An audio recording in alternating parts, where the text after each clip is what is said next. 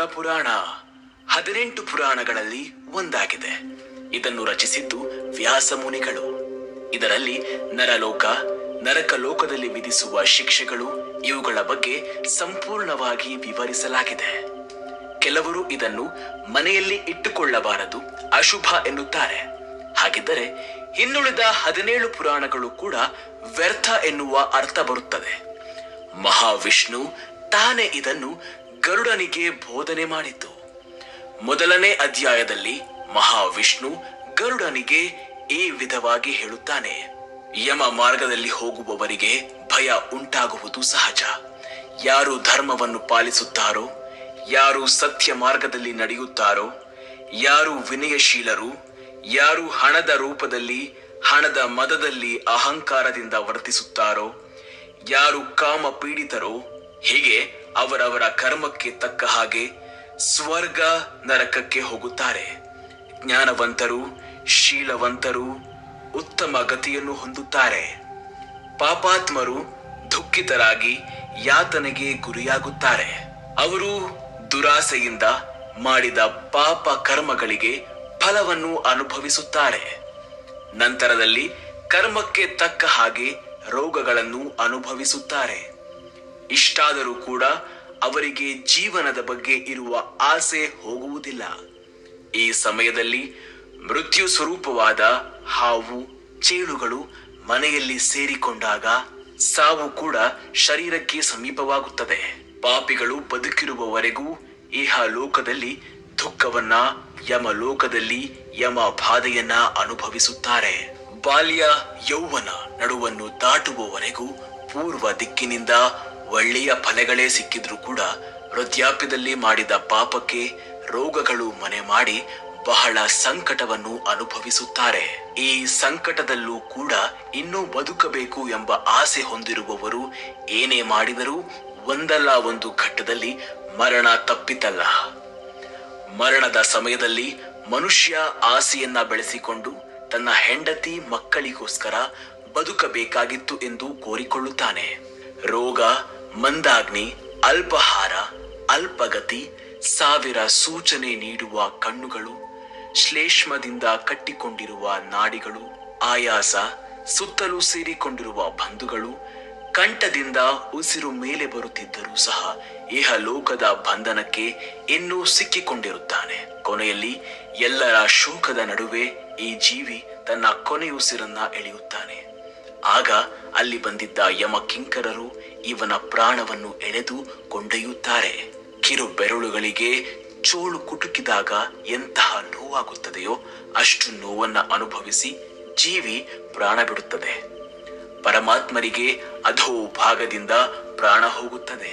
ದಿಗಂಬರರು, ಕೋಪದ ಕಣ್ಣು ಉಳ್ಳವರು, ಕೈಯಲ್ಲಿ ಕತ್ತಿ ಹಿಡಿದು ವಿಚಾರ ಸ್ವರೂಪದಲ್ಲಿ ಕಾಣಿಸಿಕೊಳ್ಳುವ ಯಮ ಕಿಂಕರರನ್ನು ನೋಡಿ ತನಗೆ ತಿಳಿಯದಂತೆ ಭಯಗೊಂಡು ಜೀವಿಯು ಮೂತ್ರ ವಿಸರ್ಜನೆ ಮಾಡಿಕೊಳ್ಳುತ್ತಾನೆ. ಕಿರು ಬೆರಳಿನ ಗಾತ್ರಕ್ಕೆ ಬಂದ ಜೀವಿ ತನ್ನ ಸ್ಥೂಲ ಕಾಯವನ್ನು ಬಿಟ್ಟು ಹೊರಟ ಜೀವಿ ತನ್ನ ಮನೆಯನ್ನೇ ನೋಡುತ್ತಾ ಯಮ ಭಟರ ಜೊತೆ ಹೋಗುತ್ತಾನೆ. ಗರುಡ ಪುರಾಣದಲ್ಲಿ ಯಾವ ಪಾಪಕ್ಕೆ ಯಾವ ಶಿಕ್ಷೆ ಎಂದು ಸ್ಪಷ್ಟವಾಗಿ ತಿಳಿಸಲಾಗಿದೆ. ಪಕ್ಕದಲ್ಲಿ ಕುಳಿತಿದ್ದವನಿಗೆ ಕೈಯಲ್ಲಿರುವ ಸಿಹಿ ಪದಾರ್ಥಗಳನ್ನು ಹಂಚಿಕೊಳ್ಳದೆ ತಿನ್ನುವುದು ಕೂಡ ಪಾಪದ ಕೆಲಸವೇ. ಸನಾತನ ಹಿಂದೂ ಧರ್ಮದಲ್ಲಿ ಗರುಡ ಪುರಾಣಕ್ಕೆ ಬಹಳ ಮಹತ್ವ ಇದೆ. ಈ ಪುರಾಣ ಕೆಟ್ಟ ವಿದ್ಯೆಗಳನ್ನು ಬಿಟ್ಟು ಒಳ್ಳೆಯ ಮಾರ್ಗದಲ್ಲಿ ನಡೆಯಬೇಕು ಎಂದು ಮಾರ್ಗದರ್ಶನ ನೀಡುತ್ತದೆ. ಯಾವ ಪಾಪ ಮಾಡಿದ್ರೆ ಮುಂದಿನ ಜನ್ಮದಲ್ಲಿ ಯಾವ ರೂಪದಲ್ಲಿ ಹುಟ್ಟುತ್ತೇವೆ ಎನ್ನುವುದು ತೀರ್ಮಾನವಾಗುತ್ತದೆ. ಗೋಹತ್ಯೆ ಮಾಡಿದವನು ಕೀಳಾಗಿ ಹುಟ್ಟುತ್ತಾನೆ. ಸ್ತ್ರೀ ಹತ್ಯೆ ಮಾಡಿದವನು ಕುಷ್ಠ ರೋಗಿಯಾಗಿ ಹುಟ್ಟುತ್ತಾನೆ. ಗರ್ಭಪಾತ ಮಾಡಿದವನು ನಿತ್ಯ ರೋಗಕ್ಕೆ ಗುರಿಯಾಗುತ್ತಾನೆ. ಸ್ವಗೋತ್ರದಲ್ಲಿ ಸ್ತ್ರೀ ಸಂಬಂಧ ಬೆಳೆಸಿದವನು ನಪುಂಸಕ ಜನ್ಮ ಪಡೆಯುತ್ತಾನೆ. ಗುರುವಿನ ಹೆಂಡತಿಯೊಂದಿಗೆ ಅಕ್ರಮ ಸಂಬಂಧ ಇಟ್ಟುಕೊಂಡವನು ದುಷ್ಕರ್ಮಿಯಾಗಿ ಹುಟ್ಟುತ್ತಾನೆ.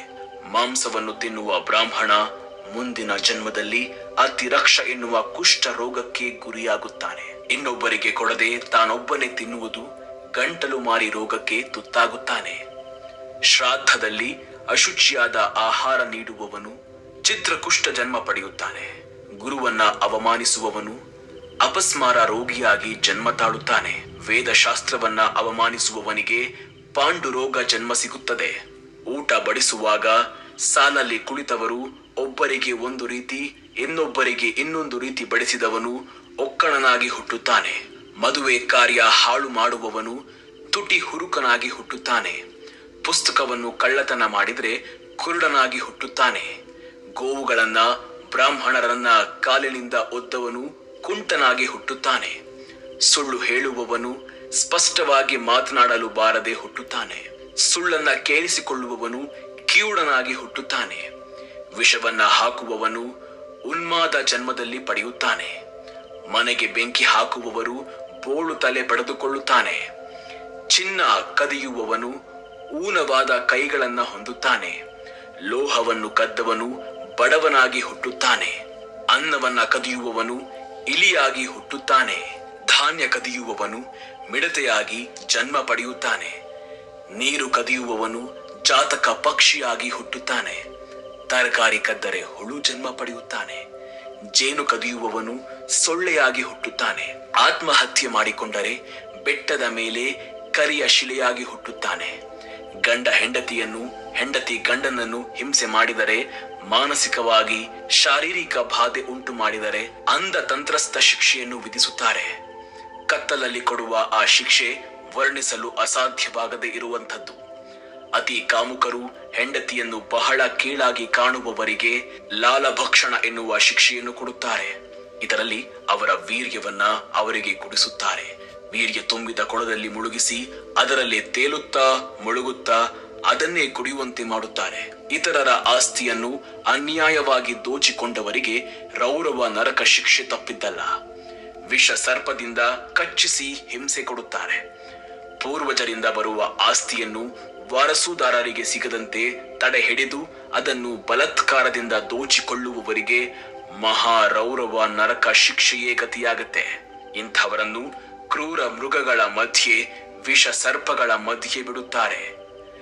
ತಮ್ಮ ಆನಂದಕ್ಕಾಗಿ ಇನ್ನೊಬ್ಬರನ್ನ ಹಿಂಸೆ ಮಾಡುವವರಿಗೆ ಕುಂಭೀಪಾಕ ಶಿಕ್ಷೆ ಕೊಡುತ್ತಾರೆ. ಕೊತ ಕೊತ ಕುದಿಯುತ್ತಾ ಇರುವ ಎಣ್ಣೆಯಲ್ಲಿ ಅಂಥವರನ್ನ ಹಾಕಿ ಕ್ರೂರವಾಗಿ ಶಿಕ್ಷಿಸುತ್ತಾರೆ. ತಮ್ಮ ಕೆಲಸಗಳನ್ನು ಗಾಳಿಗೆ ತೂರಿ ಬೇರೆಯವರ ವ್ಯವಹಾರದಲ್ಲಿ ಕೈ ಇರುವವರಿಗೆ ಅಸಿತ ಪತ್ರ ವನ ಶಿಕ್ಷೆ ತಪ್ಪಿದ್ದಲ್ಲ. ಅಧಿಕಾರ ದುರುಪಯೋಗ ಮಾಡಿಕೊಂಡು ಅಕ್ರಮ ಅನ್ಯಾಯಗಳಲ್ಲಿ ಪಾಲ್ಗೊಂಡವರಿಗೆ ಮತ್ತು ಸರಿಯಾಗಿ ನಡೆದುಕೊಳ್ಳದ ಪಾಲಕರಿಗೆ ಆ ಶಿಕ್ಷೆ ಕೊಡುತ್ತಾರೆ. ಸಣ್ಣ ಇರುವೆಗೂ ಕೂಡ ತೊಂದರೆ ಕೊಡದಂತಹ ಜನರನ್ನು ಹಿಂಸೆ ಮಾಡುವವರಿಗೆ ಅಂಧ ಕೂಪ ಶಿಕ್ಷೆ ತಪ್ಪಿದ್ದಲ್ಲ. ಚಿನ್ನ, ಬೆಲೆ ಬಾಳುವ ಒಡವೆ, ಹಣ ಕದಿಯುವವರಿಗೆ ಕೊಡುವ ಶಿಕ್ಷೆ ತಪ್ತಮೂರ್ತಿ. 4 ದಿಕ್ಕಿನಲ್ಲಿ ಬೆಂಕಿ ಉರಿಯುತ್ತಿರುತ್ತದೆ. ಇಂಥವರನ್ನು ಅದರ ಮೇಲೆ ತಳ್ಳುತ್ತಾರೆ. ಮನೆಗೆ ಬಂದ ಅತಿಥಿಗಳನ್ನು ಆಧರಿಸದೆ, ಅವರಿಗೆ ಸರಿಯಾಗಿ ಊಟವನ್ನ ಕೊಡದೆ, ಅವರನ್ನು ತಮ್ಮ ಸ್ವಾರ್ಥಕ್ಕಾಗಿ ಬಳಸಿಕೊಂಡು ನಂತರದಲ್ಲಿ ದೂರ ತಳ್ಳುವವರಿಗೆ ಈ ಶಿಕ್ಷೆಯನ್ನು ಕೊಡುತ್ತಾರೆ. ಅವರನ್ನು ಕ್ರಿಮಿಕೀಟಗಳಿಗೆ ಆಹಾರ ಮಾಡುತ್ತಾರೆ. ಹಿಂದೆ ಮುಂದೆ ಆಲೋಚನೆ ಮಾಡದೆ ಪ್ರಾಣಿಗಳ ಮೇಲೆ ಅತ್ಯಾಚಾರ ಮಾಡಿ ತಮ್ಮ ಕಾಮತೃಷೆಯನ್ನು ತೀರಿಸಿಕೊಳ್ಳುವವರಿಗೆ ವಜ್ರ ಕಂಟಕಶಾಲಿ ಶಿಕ್ಷೆಯನ್ನ ವಿಧಿಸಲಾಗುತ್ತೆ. ಗಟ್ಟಿಯಾದ ವಜ್ರದಿಂದ ತಯಾರು ಮಾಡಿದ್ದ ಗೊಂಬೆಯನ್ನ ತಬ್ಬಿಕೊಳ್ಳಲು ಹೇಳುತ್ತಾರೆ. ಆ ವಜ್ರ ಶರೀರವನ್ನ ಹೊಕ್ಕು ರಂಧ್ರವನ್ನು ಮಾಡುತ್ತದೆ. ಅಲ್ಲಿ ಕತ್ತಿ ಹಾಗೆ ಮೊನಚಾಗಿರುವ ಮುಳ್ಳುಗಳು ತುಂಬಿರುವ ಮರ ಇರುತ್ತದೆ. ಅದನ್ನು ಹತ್ತಿಸಿ ದರ ದರ ಎಳೆದು ಕೆಳಗೆ ಎಳೆಯುತ್ತಾರೆ. ಇದರಿಂದ ದೇಹ ಎಲ್ಲೆಂದರಲ್ಲಿ ಕತ್ತರಿಸಿ ಹೋಗುತ್ತದೆ. ವೈತರಣಿಯಲ್ಲಿ ಇರುವ ಕಲುಷಿತ ನೀರು ಸಂಗ್ರಹ ಆಗುವುದು ಪುಯೋದಕ ಎನ್ನುವ ಬಾವಿಯಲ್ಲಿ. ಹೆಣ್ಣು ಮಕ್ಕಳನ್ನು ಮರಳು ಮಾತುಗಳನ್ನಾಡಿ ಮಾಡಿ ಮೋಸ ಮಾಡಿ ಅವರನ್ನು ತಮ್ಮ ಕಾಮಕ್ಕೆ ಉಪಯೋಗಿಸಿಕೊಂಡು ತಿರಸ್ಕಾರ ಮಾಡುವವರನ್ನು ಈ ಬಾವಿಗೆ ತಳ್ಳುತ್ತಾರೆ.